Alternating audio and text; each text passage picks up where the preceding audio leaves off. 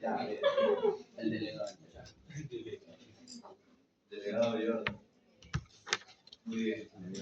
Ok, muy bien. Vamos a empezar hablando. Los que se acordarán, del siglo pasado habíamos mencionado que existen algunos territorios en el cuerpo humano que están con una predisposición a tener cierto grupo de patógenos, ¿no? Habíamos dicho, los gram positivos, ¿dónde los encontramos? Piel, muy bien, ¿y dónde más? Vías respiratorias, ¿no? Sobre todo vías respiratorias altas. Ok, ¿y gram negativos?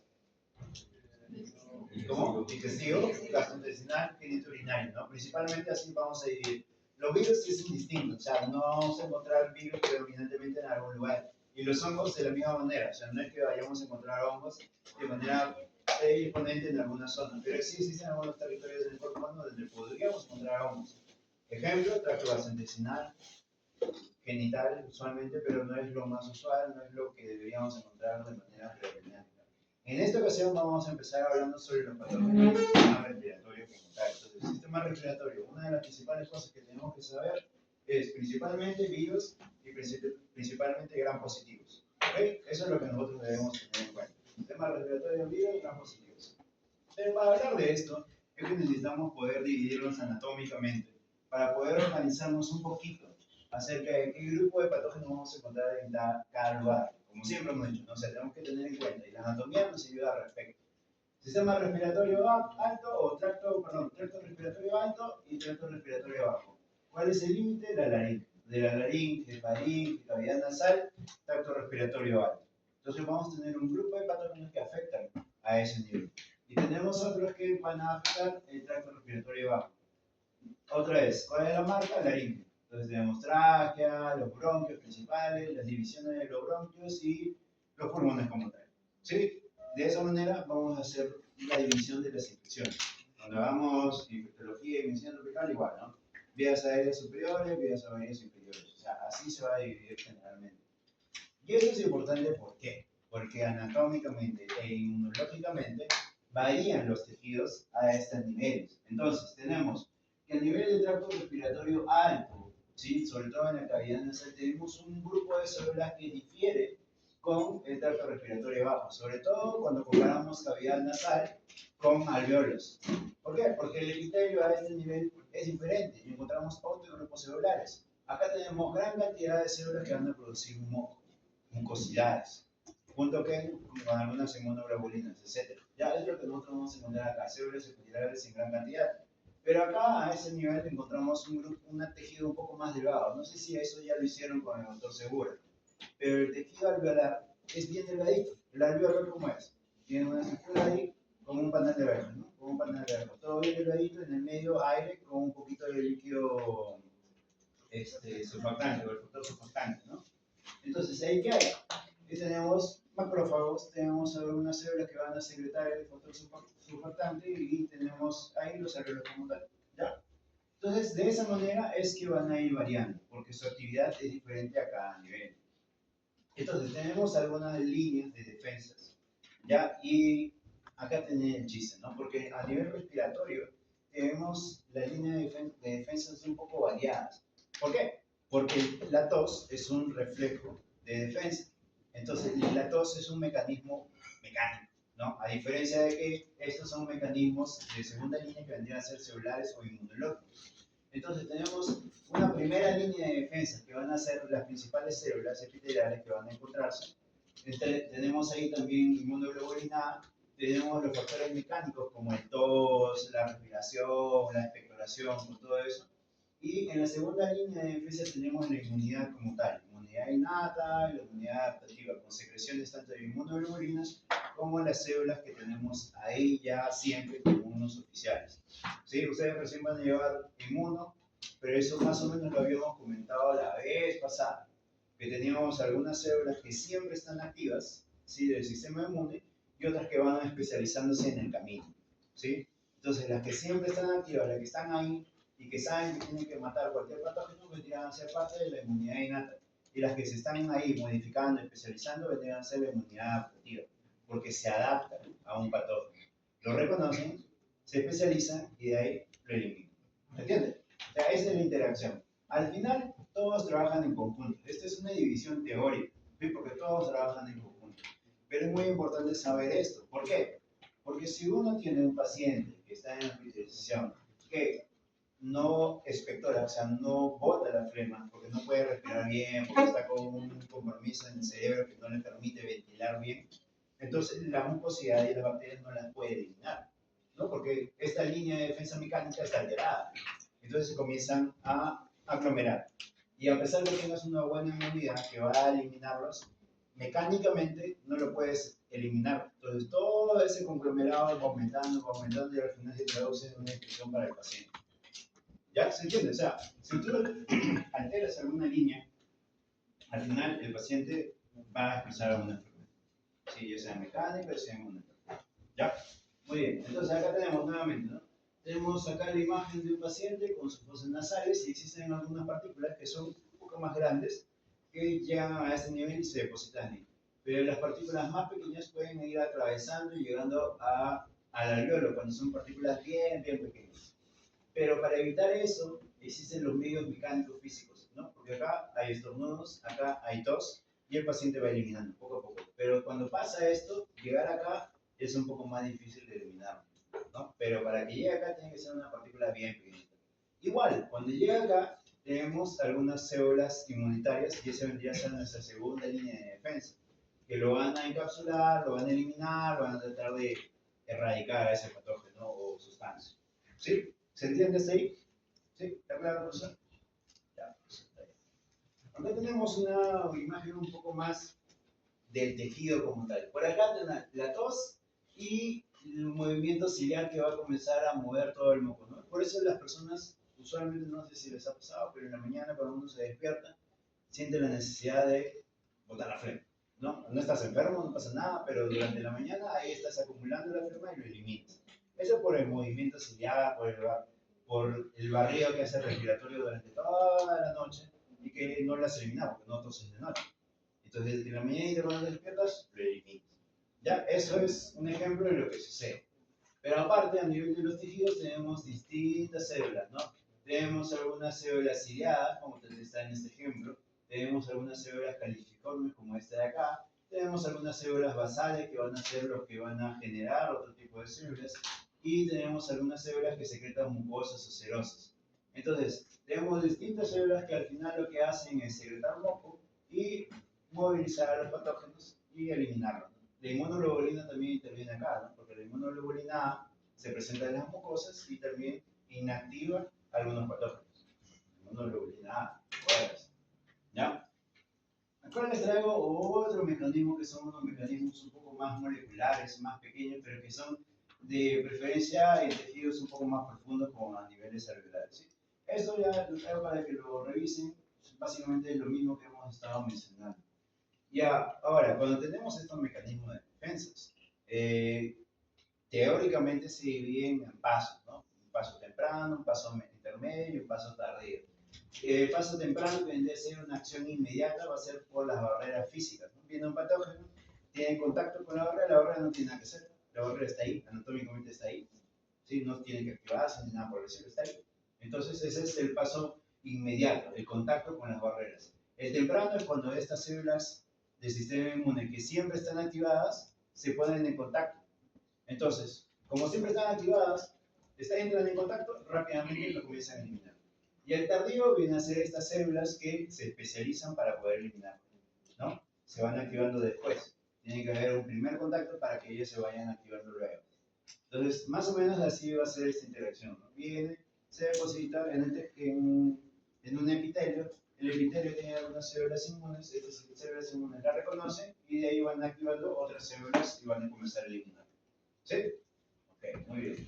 Y más o menos así es la interacción, ¿no? El inmediato con el temprano y después hacia el tardío. El tardío después influye sobre el inmediato y así sucesivamente. Eso lo revisan luego, lo van leyendo.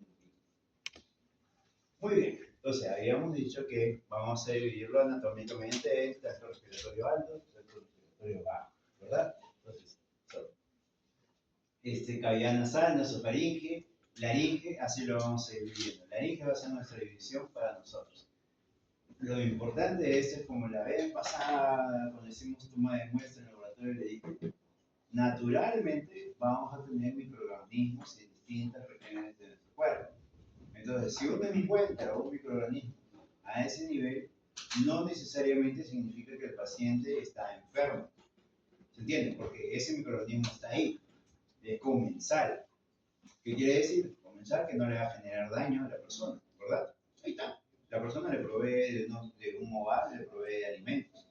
Entonces, no le genera daño.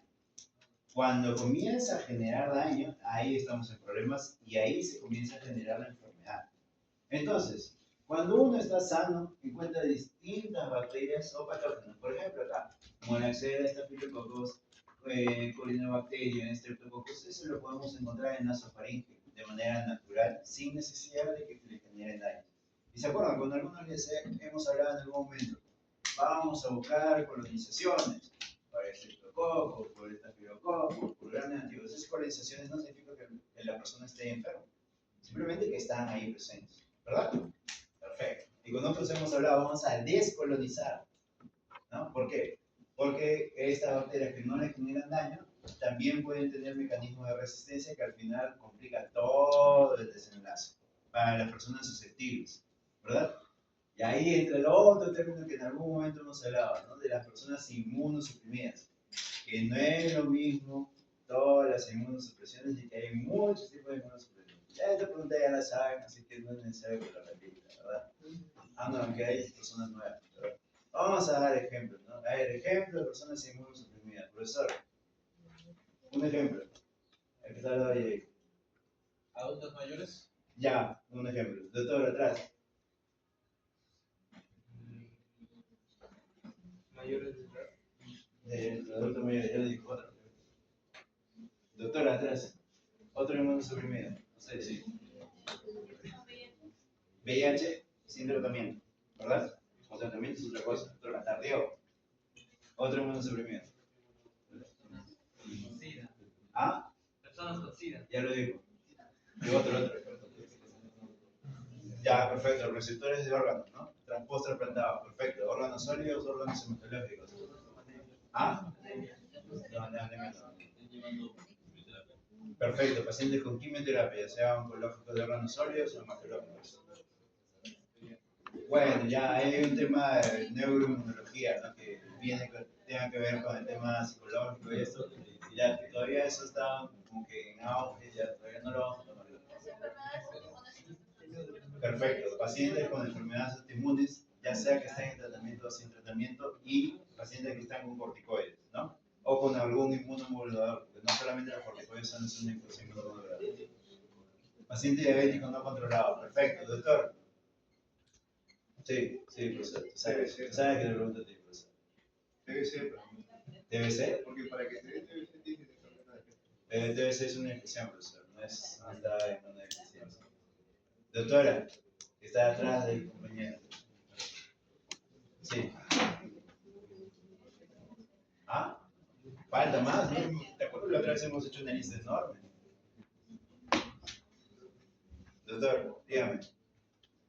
Sí. diabetes. ¿Ah? Diabetes. ¿Está bien? Ya lo habíamos mencionado, diabetes mal controlada. Perfecto, doctor. Un paciente que haya tenido hemorragia. ¿En qué? Hemorragia. Hemorragia. sanguínea. No. Hemorragia es otro mecanismo. Pacientes cirróticos, ¿no? Pacientes renales crónicos. Ya tenemos un grupo enorme de pacientes inmunosuprimidos y que las inmunosupresiones son diferentes. Lupus, enfermedad autoinmune. Perfecto, muy bien. No todo es lupus. Muy bien, ok. Sí. Ya, ok. Muy bien. Dicho de otra manera, entonces tenemos que tener un microorganismo y tenemos que tener la interacción del microorganismo con una persona susceptible para desarrollar una enfermedad. ¿Ya? Eso es el fin de todo lo que hemos dicho. ¿Ya? Tiene que haber una persona susceptible para que desarrolle la enfermedad. ¿Me vas a preguntar algo? Ajá, ¿no? Ahí, ya está bien. Perfecto. Muy bien, seguimos. Entonces, vamos a empezar hablando un poquito sobre las patologías como tal. Tenemos Los patógenos que abarcan senos paranasales, cavidad nasal, faringe y laringe. ¿Cómo qué? Rinofaringitis aguda, amidalitis aguda y laringitis aguda. ¿Ya? Acá está, uy, qué bonito. Sí, este segmento de micro 2 es mucho más de eso que micro 1. Sí, micro 1 está un poco difícil. Micro 2 es un poquito más difícil. Pero son 4 exámenes. Decirlo bastante, tiene 3. Claro. Más difícil. Tiene una chance de sacar mejor nota. Acá les traigo un resumen de los patógenos por cada etiología, por cada enfermedad. Sí, porque acá tenemos el resfriado común, tenemos la sinusitis, tenemos la faringitis. Y al costado vamos a tener los exámenes, perdón, los patógenos más comunes y en negrita el más común de esos comunes. ¿No? Entonces, rinitis, ¿cuál es el agente causal más frecuente? Los rinovirus. Segundo lugar, coronavirus. Sí, no estamos hablando del coronavirus del SARS-CoV-2, ¿ok? Estamos hablando del coronavirus en global, ¿ya? Sí, ya, perfecto. Sinusitis, causante principal, Streptococcus pneumoniae. ¿Sí? De ahí tenemos otros. Y faringitis, causante principal, adenovirus. Y así vamos avanzando uno por uno para que vayan más o menos revisando. ¿Sí? Va a estar interesante. ¿Ah? Ya. ¿Qué? Y en la parte de tracto respiratorio bajo tenemos todo lo que afecta a la tráquea, lo que afecta al bronquio, los pulmones, traqueitis, bronquitis, bronquiolitis y neumonía. ¿Ok? Y acá está otro más. Otro resumen. Sí. Bueno, ya, lo reviso. Tiene tarea, chicos. Sí. Micro 2 está interesante. Ok. Ay, la venganza.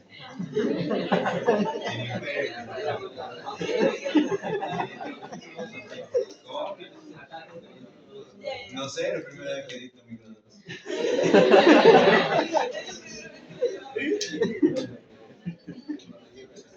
Sí. Ok, muy bien. Seguimos. Lo revisan, por favor. Sí, existen varios. Vamos a dilatar mucho si me pongo a repasar uno por uno. Acuérdense, lo más frecuente siempre es importante. Lo digo. Ok, entonces tenemos los grupos de patógenos, pero acuérdense, siempre hay alguna condición que lo va a predisponer a la persona. A eso se le denomina factores de riesgo. Y siempre cuando usted esté frente a una enfermedad, tiene que preguntarse, ¿por qué? ¿Por qué esta persona hizo esto? ¿Por qué esta persona desarrolló esto? ¿Cuál es su factor de riesgo? Acá nada es que, bueno, el doctor lo dijo. No, eso no existe en la medicina. ¿Entiendes? Eso no existe para un buen médico. Acá no se trata de que el doctor lo dijo, que mi asistente lo dijo, que tal persona lo dijo. No. Ustedes se sientan a averiguar el por qué. ¿Por qué pasó? ¿Qué sucedió? ¿Qué le pasó a este paciente? A eso se le denomina factores de riesgo. Y a lo largo de eso, cuando llevemos infectos, nos vamos a divertir más. Ahí vamos a saber por qué las cosas. ¿Ya? Entonces, factores de riesgo para resfriado común o también denominado rinofaringitis aguda, tenemos la edad, porque los pacientes pediátricos pequeñitos usualmente se enferman. Bajo peso al nacer es un factor muy importante, ¿sí? Factor muy importante, bajo peso al nacer. Que no haya lactado, ¿sí? La leche materna es muy importante, ¿sí? Para los casos, leche materna, nada de fórmula, esa. Niño no vacunado, tabaquismo pasivo, claramente porque el niño no fuma, ¿sí? Pero su papá sí, el tío sí, cuando lo llevan a jugar a un lado y las personas están fumando a su costado, eso es un factor de riesgo para el niño de manera indirecta. ¿Okay?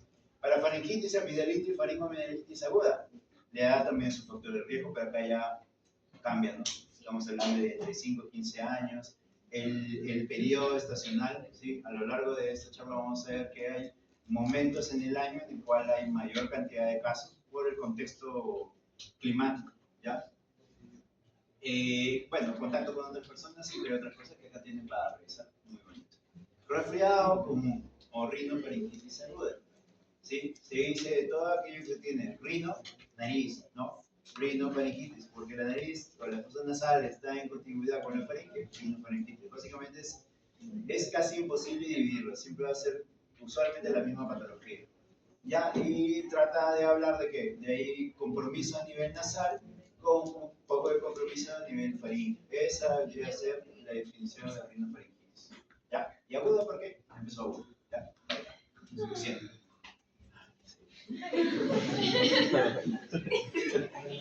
Habíamos dicho, rinofaringitis aguda, causa principal, virus. Virus, ¿no? Los virus son importantes en la rinofaringitis aguda, ¿no? Y acá tenemos algunos: rinovirus, coronavirus, parainfluenza, virus incisional respiratorio, de la gripe, adenovirus, metaneumovirus. Ya, y existen varios subtipos, varios. Los virus son así. Y esto, como habíamos dicho, tiene un periodo estacional durante el año. ¿Sí? Tiene, por ejemplo, en los periodos de invierno, los periodos para Perú es entre marzo, abril, mayo, que son los periodos más fríos, entre comillas, en los cuales hay mayor cantidad de estos casos. Y por eso en ese periodo hay mayor cantidad de campañas de vacunación contra infecciones respiratorias. ¿Ya?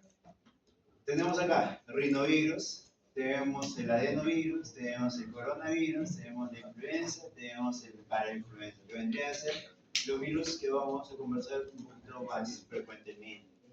De todos estos, ¿qué es lo que tenemos que acordarnos? Que el adenovirus nuevamente es ADN virus. Y los demás son ARN, bases, sencillos. ¿Sí? De ahí van a ir revisando poco a poco, porque la estructura de cada uno varía. Algunos son sin envoltura, otros son envueltos. ¿Sí? Entonces eso van a ir repasando, porque eso ya lo hemos conversado el ciclo pasado. Lo que están pidiendo recién, por favor, revisen el libro. ¿Ya? Por favor, revisen el libro. Uy, ahí estamos. Yo había preparado un libro muy bonito para ustedes. Ah, no, Sherlock no. Se llama Microbiología Molecular. Pero son 4.000 páginas, entonces mejor te voy a dar otro libro. Ah, ahí sale, sí, capítulo 40 de los temas.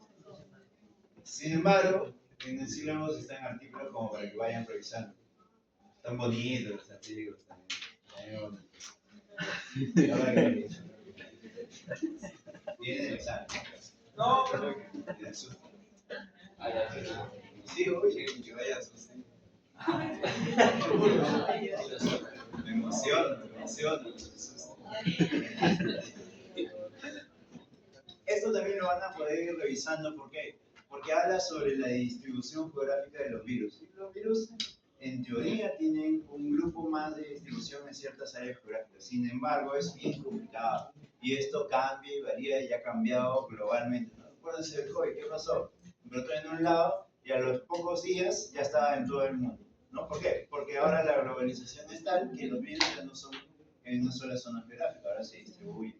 Entonces, sí, estamos complicados. Un día de la mañana estás acá en Lima y en la tarde estás en Estados Unidos y el otro día estás abajo en Europa. El que tiene plata puede hacer. El que no, mira videos. Ok, empezamos con el resfriado común. Y el resfriado común, habíamos dicho, virus a la cabeza. Y tenemos dos virus importantes: rinovirus y adenovirus, que tendrían a ser los dos virus que generan estas complicaciones más altas, ¿no? Entre comillas, más altas, o sea, de una localización más superior, ¿no? Cavidad nasal y faringitis.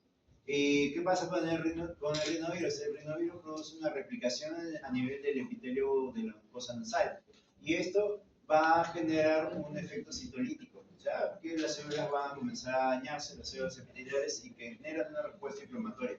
La respuesta inflamatoria, ¿en qué se traduce? En que genere vasodilatación, en que se genere secreción de mucosa, y al final es por eso que uno tiene con el resfriado común esa congestión nasal, esa... Los pacientes, ¿cómo le llamo? Yo olvidé el término. Que les escurre la nariz, ¿no? Porque hay bastante cantidad de mucosa fluida en cavidad nasal. ¿Ya? Sí, eso tiene que ir aprendiendo poco a poco. ¿Cómo es que el paciente le dice? ¿Cuál es el término? paciente dice tal, no le vas a decir, usted tiene cefalea, no, pues el paciente no va a saber qué es cefalea. ¿Entiendes? Charles, hay que adaptarnos al paciente sin edad. Pero con el doctor, ahí sí. Adenovirus. El adenovirus trabaja de forma similar, ¿no? Porque tiene también su replicación a nivel del epitelio de las vías respiratorias, pero como habíamos dicho en aquella oportunidad, el adenovirus no solamente se queda en vías respiratorias, le gusta invadir. Y le gusta invadir solamente a tejido gastrointestinal y se disemina por otro lado. Por eso en aquella ocasión habíamos visto de que el adenovirus también es una causa de diarrea, ¿no? Porque le gusta invadir y afecta a todo ese epitelio de la mucosa. Entonces, además de tener un compromiso respiratorio alto, también compromete a nivel de tracto gastrointestinal, generando diarrea. Igual, lo que va a producir es un efecto citolítico de las células epiteliales de la mucosa. Igual también va a producir una respuesta inflamatoria y secreción nasal. También. El plus es que invade un poco más y tiene un poquito más de presión clínica. ¿Ya? Esa es la diferencia. Tenemos otro. El otro virus que vendría a ser el coronavirus. Este sí lo conocen, ya se lo saben de memoria. El coronavirus es otro virus que viene y se deposita y tiene un receptor común que vendría a ser el receptor de la enzima convertidora de angiotensina 2, ya que a nivel de ese receptor que se encuentra en varios tejidos, sobre todo en el endotelio, se comienza a endocitar y comienza a replicarse. Pero como está en el endotelio, causa inflamación endotelial y causa una gran respuesta inflamatoria en distintos tejidos, sobre todo el pulmonar. Por eso hemos tenido grandes complicaciones cuando hubo el brote de coronavirus en aquella oportunidad. Por eso. Otro virus, la influenza. La influenza es muy importante. Muy importante. Sí, la influenza es muy importante. Y tenemos algunos serotipos: influenza A, B, C y por ahí la D. ¿Ya? ¿Cuáles son las más importantes? Estas dos, la A y la B. La C también es importante, pero no una enfermedad muy severa, ¿sí? No genera epidemias o pandemias. La A y la B sí, sobre todo la A le gusta mutar, le gusta cambiar su estructura, ¿sí? Entonces, de esta manera genera grandes lesiones, ¿no? Porque el organismo es como si fuera un virus nuevo, ¿ya? Y esto es porque lleva en su superficie algunas estructuras como la hemaglutinina y la neuraminidasa. Entonces, estas estructuras van cambiando. Entonces, al cambiar, entre comillas, es como un virus diferente, ¿no? Es como que a Diego le pongo otro apellido, sigue siendo Diego, pero ahora lleva otro apellido, ¿no? Y así va cambiando, porque ya es otra persona. Según su DNI, es otra persona. Ya, perfecto. Muy bien, sí se entiende. Entonces, estas dos estructuras, como la hemaglutinina y la neuraminidasa, van a estar presentes en lo que vendría a ser la superficie del virus como tal. Y estas le van a permitir ingresar a la célula y generar una respuesta de replicación y todo lo demás. ¿Ya? Acá está. Esto les traigo solamente para concepto, para que sepan, ¿ya? Esta lámina es para que sepan por qué. Porque acuérdense, ¿no? H1, N1, H2, N3, ¿eso viene de qué? H de qué? Hemaglutinina, y N de neuraminidasa. Entonces, bien, así es su nomenclatura, ¿no? H1, N1, viene porque tiene una neuraminidasa de tal serotipo, tiene una hemaglutinina de tal serotipo. Así es. ¿Ya? ¿Ok? Ya, perfecto. Entonces, por eso.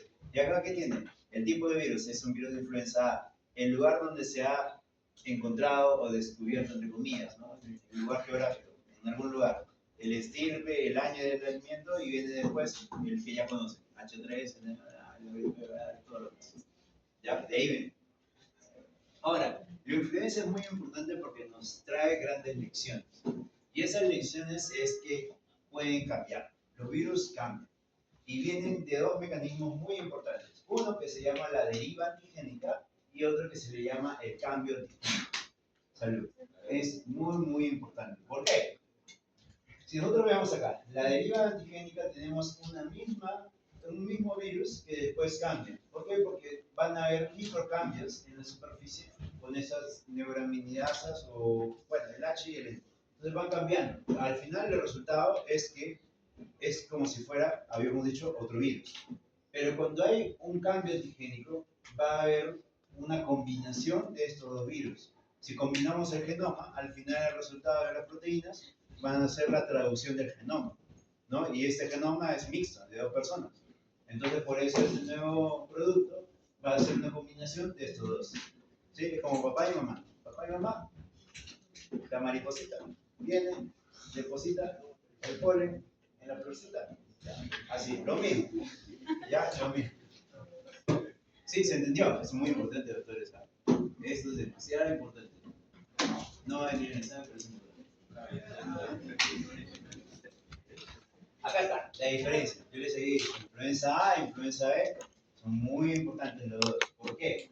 Porque se diferencian un poquito en realidad. La deriva antigénica se va a encontrar en los dos. Ya habíamos dicho, deriva cuál es, este de acá. O sea que un mismo virus cambia así por sí solo. Y el otro, ¿cómo era? El cambio antigénico. El cambio antigénico va a hacer que se mezclen los virus. ¿Y eso quién lo tiene? ¿Quién tiene esa propiedad? La influenza A. Entonces, si se dan cuenta, ¿quién tiene más probabilidad de generar cambios? La influenza A comparación de la influenza B. Porque tiene más mecanismos de cambiar. Entonces, cada cierto tiempo cambia, porque tiene los dos mecanismos de su mano. En cambio, el B solo tiene un mecanismo de generar cambios. Entonces, también genera, epidemias también genera, pero en menor medida a comparación de la influenza A. Por eso es muy importante que sepan estos mecanismos. ¿Ok? Sí, van a ver eso. Sí, van a ver. Influenza, entonces, tenemos que por vía respiratoria llega el virus, se deposita en las células, perdón, en el epitelio, colindando con el contenido mucoso, y de ahí comienza a endocitarse, comienza a generar replicación. Y esta replicación se traduce en que genera inflamación y daño epitelial, y al final, igual que tejido gastrointestinal, ¿no? Si daña el tejido gastrointestinal, comienza a secretar mucosa y se traduce en diarrea. En este caso, daña el epitelio respiratorio y comienza a generar mucosa y se traduce en tos, secreción, inflamación local, irritación, dolor de garganta, entre otros. ¿No? Más o menos así es esto. Más o menos homogéneo, ¿no? Es más o menos similar. No es lo mismo, pero por ahí va. Uno puede inferir. Muy bien, entonces, hemos dicho que teníamos todas estas patologías. Hasta el momento, lo que hemos visto hasta ahorita, todos son virus, ¿verdad? Entonces, tenemos que pensar en los métodos diagnósticos para encontrar los virus. ¿Los virus se pueden ver en el microscopio convencional? No. Entonces, hacerle una tinción no nos va a servir. ¿Qué es lo que vamos a hacer? ¿Qué hicieron el día de ayer en el laboratorio? PCR. No. O sea, hicieron la detección del antígeno, ¿verdad? O el hisopado. Hicieron la técnica correcta, ¿no? ¿Cómo es la técnica? Ya, yo. No, yo no voy a decir Esa es nada. la técnica. No voy a decir nada porque nuestra prueba estaba vencida. No, pues estaba vencido, tú estás chamo vencido. Pero es la técnica, profesor, yo estoy hablando de la prueba. Ah, la técnica Es es. tomar la muestra. Para mí, lo importante es que se tome bien la muestra. Y eso lo voy a repetir hasta que dejen de conocerme. Se tiene que tomar bien la muestra. ¿Cómo es la correcta toma de la muestra? No, miren, es. Se mete el hisopo. Hisopo, no sé si es hisopo. Recto. O sea, no se mete para arriba, para esto. Se mete recto. Entonces, ¿Correcto? sí. Joanny, ¿cómo es? Bueno, espera bien, pero el doctor nos dijo que era perpendicular, así como a través de Ahí se ve que dice. bueno, no, o Ya se sea, ve que se acaba. Perpendicular será. Ya, así. Paralelo. Paralelo a lo que vendría a ser paladar. Entonces, de esa manera tiene que ingresar. ¿Hasta cuándo hay que ingresar?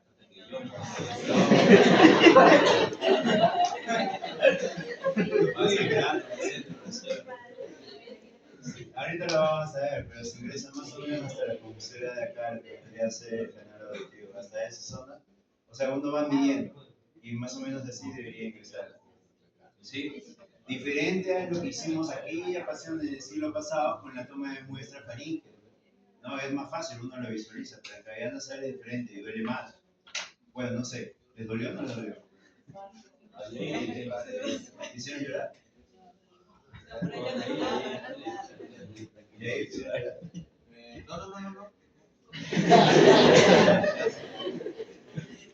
Ok, pero entonces lo que ustedes hicieron en ese ejercicio era una detección de antígeno. El antígeno pertenece al componente del virus, entonces estás haciendo una detección directa del virus. Diferente es hacer un PCR, que es una prueba molecular, que ahí desdoblas todo el genoma del virus. Ya lo va reconociendo, porque reconoce el patrón del virus y dice, ah, ok, este es el principal. ¿Ya? Y diferente es el estudio serológico. El estudio serológico es detectas anticuerpos generados de tu persona contra algún patógeno, en este caso contra el virus.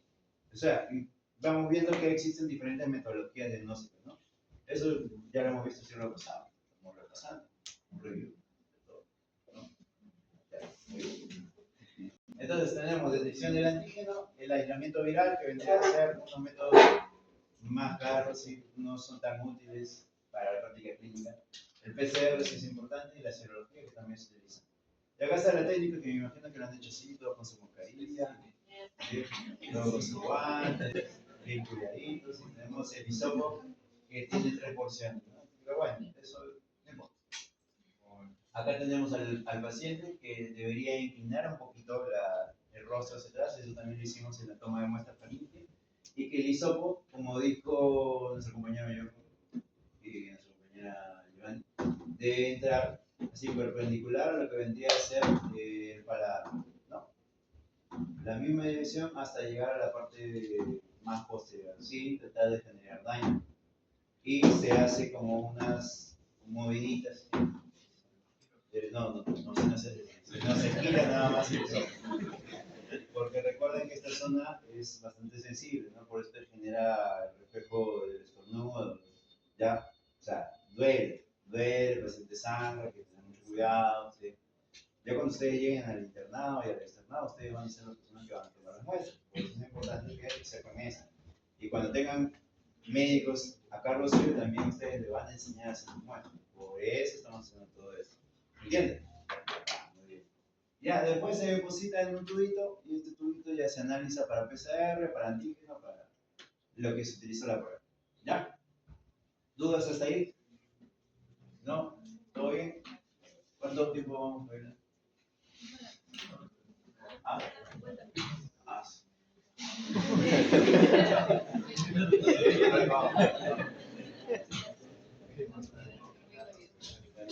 Muy bien. Todos ustedes toman nota. No sé. Bueno, no sé, pues allá el otro día dijo uno de los doctores antiguos de Cayetano, bien remontado, bien bueno. Dijo, está prohibido tomar notas. ¿Pero por qué? Porque la justificación es que claramente la persona se distrae, ¿no? En el momento que está escribiendo, no presta atención a lo que está hablando la otra persona. Lo cual, o sea, sí, tiene dos puntos de vista, como que puede ser bueno como que puede ser malo, ¿no? O sea, no sabemos bien, habría que ver y hacer una...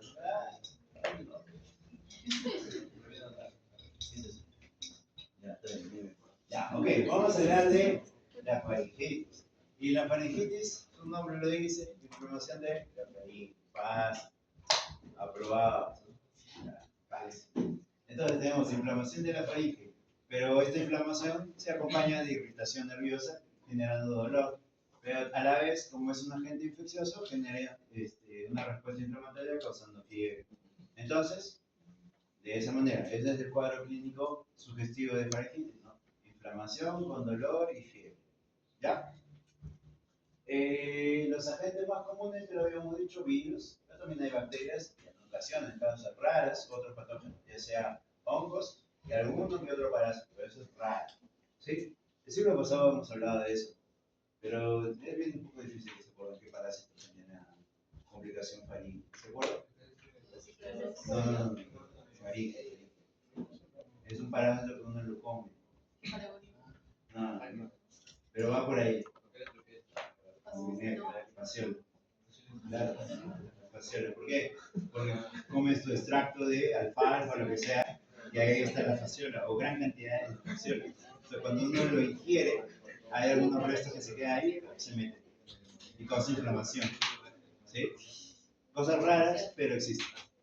Ya. Muy bien. Andrea, aprobado. La faringitis también es estacional, porque también la circulación de los virus viene a ver por un tiempo determinado o hay mayor incidencia en un tiempo climático. ¿Ya? Causas, principal causa, virus. Y está la cabeza la de los virus. Los otros virus también pueden causar faringitis, pero este es el más frecuente. Y de las bacterianas, no es tan frecuente, pero dentro de las bacterianas, la más frecuente es el estreptococo de grupo A. ¿Ok? Eso debería ser el más frecuente. Después tenés otros, pero que son más raras, ¿no? Como clamidia, microplasma, etc. Esos son un poquito más raros. La Neisseria, bueno, no debería estar en la boca, ¿no? Pero caos. Factor de riesgo. ¿Cuál sería el factor de riesgo? Profesor Yair. Perdón. ¿Cuál sería el factor de riesgo para que esta Neisseria llegue a faringe? No me acuerdo. Profesor, yo sé que usted sabe. Factor de riesgo para que la Neisseria llegue a la faringe. No, Diego. Tú sabes, profesor. Tu compañero acostado. No. Actividad, estamos hablando de alguna actividad, alguna labor, alguna. Doctora. ¿Ah? Dilo, sí me da el éxito. ¿No? Ya, la doctora sabe.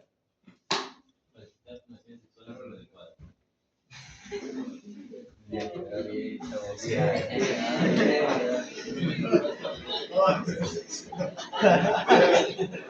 es algo muy sencillo, pero que es la verdad, porque de esa manera esa bacteria llegó ahí, ¿no?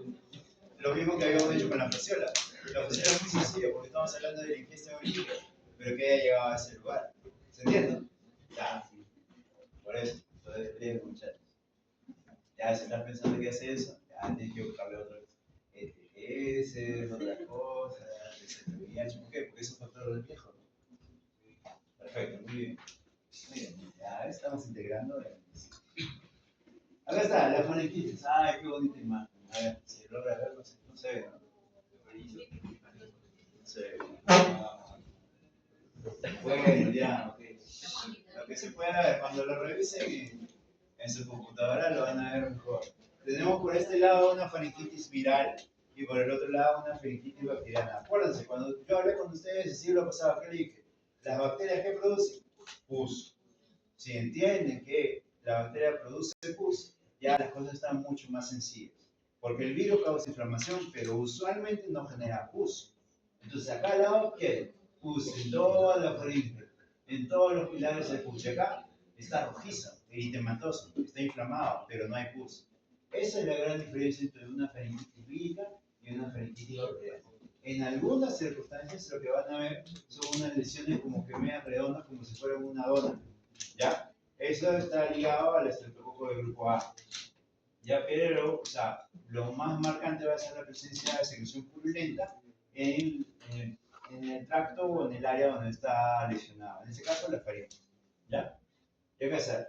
Como las amígdalas están ahí nomás en la cavidad faríngea, también puede producir, a veces, no siempre, una amigdalitis. Al final, faringo, amigdalitis sería el nombre, ¿no? Pero igual, en este caso, la mayoría de veces son generadas por bacterias y vamos a ver secreción purulenta. Una hipertrofia de las amígdalas, porque todas están agrandadas, eritematosas porque están inflamadas y secreción purulenta por la presencia bacteriana. ¿Sí? De esa manera, ya se va relacionando, ya saben. Lo único que tiene que hacer es tomar muestra. Pero, patógeno de mayor frecuencia, estreptococo de grupo A. ¿Estreptococo qué es? ¿Gran positivo o gran negativo? Gran positivo, ¿no? Gran positivo, doctor, están olvidando. ¿Catalasa positivo o catalasa negativo? ¿Ah? Negativo. Ah, muy bien. Catalasa negativo. Para los que no llevaron el siglo pasado, por favor, hay una salida de estos temas, ¿sí? Conversen con sus compañeros, o vayan revisando los apuntes de sus compañeros para que sepan más o menos esa clasificación. ¿Ok? ¿Y los estreptococos cómo se ven? ¿En racimo, en cadenas? ¿Diplococos? Ah, en cadenas, ¿no? Los estreptococos en cadenas. ¿Y los estafilococos? En racimo de uvas, ¿verdad? Muy bien, perfecto. Muy bien. Acá tenemos algunas divisiones clínicas usuales ¿sí? Sobre la amigdalitis, porque también hay una amigdalitis vírica, una amigdalitis bacteriana. Vírica, virus, contexto epidemiológico, estacional, ¿sí? Bacteriana en cualquier momento del año. típicamente, como genera mucha pus, una gran reacción inflamatoria, está mayor asociado a un cuadro febril un poco más frecuentemente o más alto en comparación de los virus. Pero ahí va viendo poco a poco. ¿Ya? El otro vendría a ser, uy, ahí me equivoqué, no es amigdalitis, ya es laringitis. Ya, la laringitis. ¿Por qué? Porque este plano anatómico, ¿qué es esto? Muy bien, las cuerdas vocales, ¿ya? Entonces, todo esto es laringe, ¿ya? No es amígdalas. Pero acá van a ver algunas secreciones purulentas a nivel de las cuerdas vocales o un poco más profundo. Porque también puede haber inflamación o infecciones a ese nivel muy importante, ¿sí? Porque si hay inflamación a nivel de las cuerdas vocales se inflaman y comienzan a cerrarse. Y si se cierra, claro, hay obstrucción de vía aérea superior. Entonces, paciente, alto riesgo. Hay un parásito que genera una lesión a este nivel, ¿se acordarán? A nivel del epiglotis y a nivel de la cuerda vocal, ¿se acuerdan? Y también hay una bacteria, ¿se acuerdan? ¿Ah? No, se la bacteria no pasa por vía respiratoria. No. La leishmania. Leishmania, ¿sí? La leishmania mucosa comienza a generar obstrucción del tabique, pero va avanzando poco a poco. Entonces llega y puede llegar la epiglotis, la laringe, puede llegar hasta tráquea y los bronquios. Se ven lesiones granulomatosas.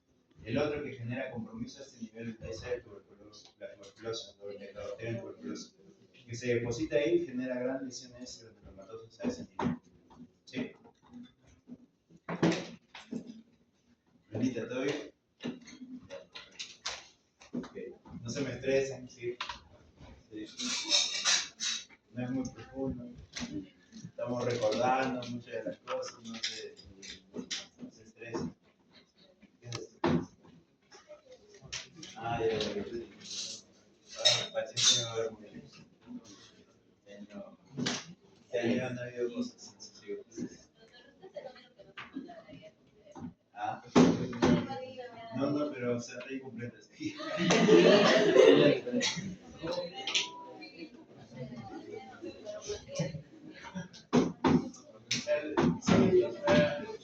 Poco a poco tiene que ir mejorando la cosa. ¿Cuánto tiempo nos queda, Fabiola? 40 minutos nos queda. ¿Todavía? Ya, ok, vamos a seguir avanzando. Todavía hay tiempo. Todavía hay tiempo. Otra vez acá, estoy equivocado, ¿ya? Las causas frecuentes de...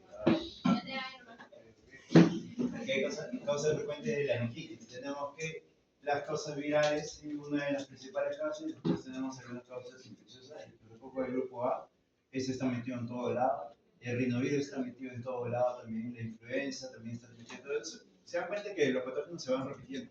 Entonces no hay mucha ciencia en algunas cosas. ¿No? Algunas cosas ya se van a repetir, pero depende mucho del lugar donde se deposite para generar un espectro clínico. Uy, la siguiente clase van a estar más bonitas. Ahí les traigo otras cosas. Ya han visto radiografías, ¿no? Ay, qué bonito. Ay, sí, no vamos a divertir.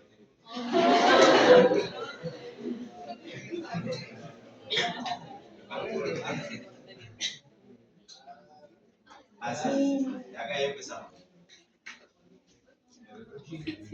Ya. No, sí, va a estar más chévere. ¿Qué cosas tienen que mejorar, muchachos? Ok. Y a nivel de tracto respiratorio bajo, entonces, tenemos otro grupo de patógenos que básicamente también se repite. Pero depende del lugar donde se vaya a depositar. Tranquilitis, que le gusta fastidiar ahí, estafilococcus aureus.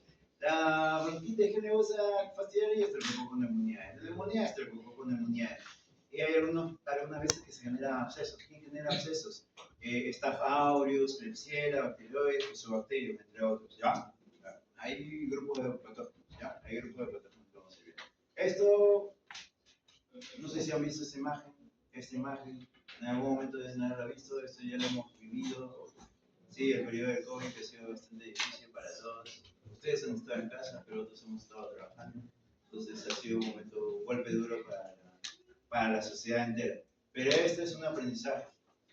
¿Por qué? Porque todos pensaban que había una infección viral, la podíamos tratar con antibióticos. Le podríamos dar cualquier cosa con tratar de darle algo al paciente. Eso no sucede así, la medicina no es así. ¿Sí? La medicina no es así. La medicina al paciente se le da lo que requiere. ¿Sí? No todos los pacientes son iguales. No todos los pacientes le vamos a dar lo mismo. Y no vamos a dar por dar las cosas. ¿Se entiende? ¿Sí? ¿Sí? Esa es la idea de que sea tan exigente con ustedes. Porque tenemos que aprender bien las cosas. ¿Ya? Muy bien. Sí. No se pongan tristes. Eso es bonito.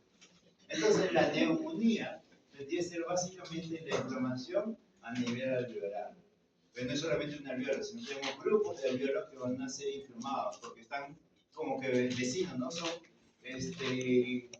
como sacos que van a estar ahí llenos de aire con un factor surfactante. Entonces, por vecindad se van a ir inflamando y van a generar, como hay inflamación, habíamos dicho, si hay inflamación a nivel mucoso, genera ¿qué? Mucosidad. Entonces van a haber exudados, ¿no? Van a haber exudados a veces purulentos cuando hablamos de un tema bacteriano, ¿ya? Pero la neumonía clínicamente se divide en algunas etiologías. Esto lo vamos a ver, ¿ya? Estas son divisiones que son muy importantes. ¿Por qué? Porque nos da a entender si la persona tiene una neumonía por agentes infecciosos comunitarios o del medio ambiente versus algunos agentes infecciosos que van a ser adquiridos en el hospital, que en teoría son más resistentes. ¿Se entiende? Son diferentes cosas, ¿sí? Por eso estamos hablando de grupos de bacterias. En este caso, neumonía adquirida en la comunidad, o sea, afuera del hospital, van a ser todas las neumonías que claramente el paciente no ha estado hospitalizado, está en su casa, se enferma, hace neumonía y viene al hospital. Esa es la neumonía adquirida en la comunidad. Pero también tenemos un tiempo de corte, y ese tiempo de corte son 48 horas.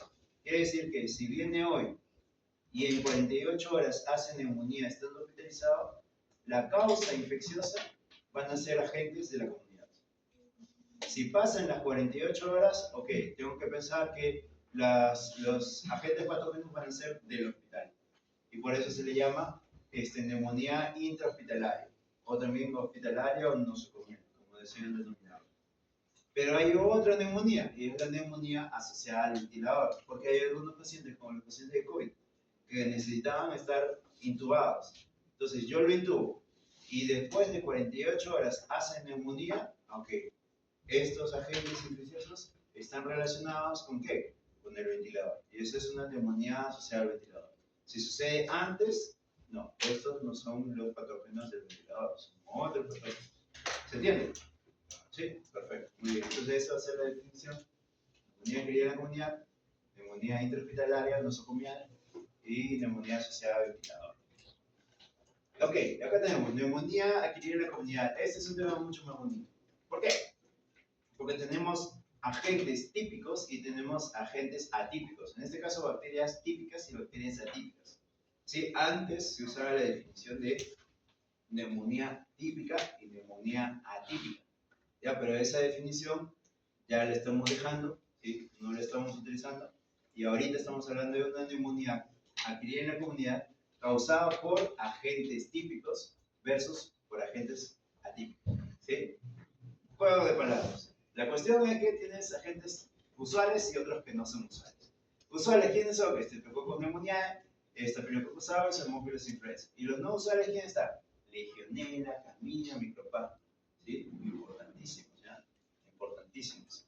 Intrahospitalarias, ¿quién está? Pseudomonas aeruginosa. Staphylococcus aureus nuevamente, pero ahora el Staphylococcus aureus meticilino resistente. Usualmente intrahospitalario, ¿ya? Aspirativa es otra neumonía porque habíamos dicho en algún momento, el paciente necesita ventilar y así elimina secreciones. Pero si no ventila bien, se lo aspira. Entonces, ahí viene la neumonía aspirativa. ¿Ya? Paciente inmunocomprometido es otro grupo de pacientes. Me gusta ese tema. ¿Ya? Otro grupo de pacientes que ya hemos mencionado, todos los inmunosuprimidos. Alcohol, sí, también ya lo saben. Sí, algunos lo saben mejor. Y las neumonías relacionadas a el grupo etario, ¿no? Bueno, es lo mismo tampoco, ¿no? Paciente recién nacido, paciente de tantos años, paciente adulto mayor, también ya varios lo dijeron. Entonces el grupo de patógenos va a ir variando uno más frecuentemente que otro, un poquito más resistente que otro y así. Esto lo revisan, ¿sí? Los entrego, lo revisan, Toyola, después compartes otros demás. Entonces, gérmenes típicos versus gérmenes atípicos. Ejemplo de gérmenes típicos. Estafilococcus pneumoniae, Haemophilus influenzae, Staphylococcus aureus. Cuando estos agentes causan una infección, ¿qué pasa? La neumonía por estos agentes es de una instauración rápida, la mayoría de veces. Instauración rápida. Entonces, es un cuadro clínico que el día de hoy, en la mañana, el paciente estaba tranquilo y en la tarde ya está con escalofrío, ya está con dificultad respiratoria, etc. Muy rápida la instauración. Tiene dolor costal, tiene fiebre muy alta, es productiva. Y vamos a ver algunas lesiones en radiografía. Y los gérmenes atípicos, micoplasma, clamida, legionera y los virus, son lentos. O sea que hoy día empieza con un poco resfriado, un poco de molestias, mañana aumenta un poco más, pasado mañana recién tiene un poco de dificultad respiratoria, tras pasado mañana tiene tos con expectoración y así va avanzando progresivamente. En cambio el otro no, aparece rápido. ¿Sí? Esa va a ser las diferencias clínicas. Factores de riesgo, otra vez. Uy, acá tienes un montón de factores de riesgo. Que el paciente tenga inmunosupresión, que el paciente no puede afectar porque tiene un problema cerebral, que el paciente fuma, alcohol, etc. Muchos factores de riesgo que ahí lo van a ir revisando ustedes poco a poco. ¿Tenemos algunos virus que van a causar neumonía? Sí, por supuesto que sí, ¿no? Tenemos el virus sincitial respiratorio, el virus de influenza, coronavirus y adenovirus. Que estos ya los hemos mencionado hace rato, que ya los hemos mencionado en el siglo pasado. Son los muchachos que recién están entrando con nosotros. ¿Sí? Ahí podemos salir. Ya. Entonces, ¿qué sucede? Que tenemos factores de riesgo. Ya sea que el paciente sea fumador, ya sea que tenga un problema pulmonar, ya sea que esté expuesto, ya sea que sea un paciente inmunosuprimido, etc. Estos factores de riesgo que van a generar que si una persona está en contacto, haya la transmisión. Y este patógeno va a evadir las defensas y al final va a generar la neumonía o el daño del tejido como tal. Entonces, cuando se depositan los microorganismos, va a haber una respuesta inflamatoria. Y como estamos hablando de tejido pulmonar, el pulmón, los alvéolos, ¿a qué se dedican? ¿La función del alvéolo cuál es? El intercambio gaseoso, ¿verdad? Entonces, si está inflamado, la inflamación es que pierde su función. Entonces ya no hay intercambio gaseoso. Por eso el paciente lo es así, tratando de compensar, porque los pocos alvéolos que no están inflamados tratan de ventilar, tratan de hacer este intercambio más rápido. También tratan de eliminar la situación que está. ¿Ya? Y así vamos a ir juntando cada uno de los mecanismos. ¿Ya? Acá está, ¿no? Tos, consolidación, hipoxemia u oxígeno bajo, disnea, uso de músculos accesorios, ¿todo por qué? Porque el paciente trata de compensar. ¿Sí? Y acá está, para hacer el diagnóstico de neumonía es un poco más complejo. ¿Sí se han dado cuenta, no? Cuando hablamos de rinofaringitis, fácil. Está inflamada la nariz, sabes que es secreción, sabes que le fastidia, sabes que es la composición, no necesitas hacer ningún examen especial, más que a veces el hisopado. Si tienes faringitis, fácil. Le abres la boca y ves cómo está esto. Pero el pulmón no lo puedes abrir, no puedes ver. Entonces, ¿qué tienes que tener? Criterios clínicos. La clave, ¿cuál es? Tos, con secreción purulenta, dolor en el pecho, ¿sí? Sobre todo en el lugar donde se deposita la lesión, y dificultad respiratoria. Si este paciente tiene esas tres cosas, lo más probable es que sea neumonía. Lo más probable es que sea neumonía. Ya lo rompí. Y lo demás son síntomas que pueden estar de la mano, ¿ok? Y el otro hallazgo que uno tiene que ver es una lesión a nivel pulmonar. Y acá le traigo, empezamos. Bonito, la radiografía. Ya me dijeron que vieron. ¿Qué hay acá? ¿Ah? ¿Una chica? Sí, no, acá está. Mama, pero eso no es lo importante.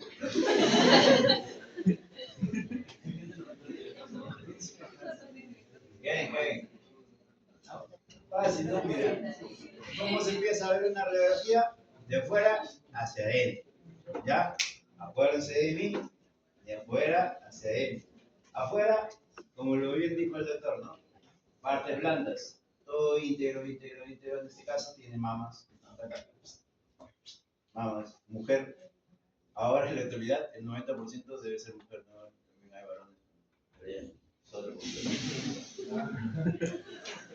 Ahora, tejidos óseos íntegros aparentemente, no veo ninguna solución de continuidad y todo está íntegro. ¿Qué más? Vamos a ver los diafragmas que uno está más sobrelevado que el otro, ¿no? El otro está un poquito más bajo que este de al lado, lo cual está bien, ¿no? Porque acá está el hígado, entonces lo aprietas hacia arriba, perfecto. Acá que vemos el corazón, ¿no? El ángulo libre, ¿no? Acá no hay líquido, no hay nada, no hay líquido. Todo lo que vendría a ser acá, parénquima pulmonar, parénquima pulmonar. Esto, mi destino. Mi destino, y el destino, ¿quién está? El corazón. ¿Quién está? El esófago, la tráquea. Ya ahí comienzan a ser los bronquios principales, ¿verdad? En estos lados, los dos campos pulmonares son iguales. Esta radiografía es una radiografía normal. Acá está el problema. Acá está el problema. Tenemos dos radiografías muy bonitas. La de la izquierda, nuevamente, por afuera, nada. Tenemos este diafragma del lado derecho sobre el lado y acá abajo. Pero el parénquima pulmonar de este lado, todo negrito, y acá ¿qué pasó? Todo esto, ¿qué es? Una condensación. Por eso hay más contenido líquido a este nivel. Por eso la radiografía se ve de esta forma. Pero esta es un límite, porque miren, acá hay como si fuese una raya. Y todo esto engloba un glóbulo, ¿no? Claro, por anatomía, ¿verdad? Acuérdense. Tienen que traer la imagen a la mente, ¿no? De su anatomía que llevaron ese tiempo. Entonces, de esa forma van a ver que es una neumonía lobar. Claro, con un agente típico, lo más usual. Y este de acá, acá yo no veo ningún límite como tal anatómico. Veo acá una mancha blanquecina, acá también, acá también. O sea que tiene compromiso en ambos campos, en distintos lóbulos. Que este vendría a ser usualmente por un germen atípico, ¿no? Porque un virus no selecciona. Un virus se mete por todos lados. En cambio, la bacteria, como es un agente con un cuerpo un poco más pesado, necesita depositarse en un territorio en especial. Por eso acá es lobar y este lado es ambos campos pulmonares. ¿Se entiende? ¿Sí? Estercita, ¿todo bien? ¿Me entendió? Ya, perfecto, muy bien. Sí, acuérdense esas 2 semanas, bien bonitas. Ay, la siguiente clase van a ser. Diagnóstico, ok, tenemos que tener la sospecha. Y habíamos dicho, para hablar de sospecha tenemos 3 criterios clínicos especiales, ¿no? Fiebre, tos con expectoración purulenta, dolor costal, dificultad respiratoria. Adicionalmente, vamos a hacer otros exámenes como la radiografía. Pero para hacer el otro testeo se le hace un estudio de inmunofluorescencia, PCR, pruebas rápidas. Eso, bueno, a veces cuando es bacteriano, pero cuando es viral no se hace. Cultivo y microscopía, ¿bien? Ya todo lo que han hecho en el laboratorio, eso se aplica. Muy bien. ¿Dudas? ¿Cuánto tiempo queda?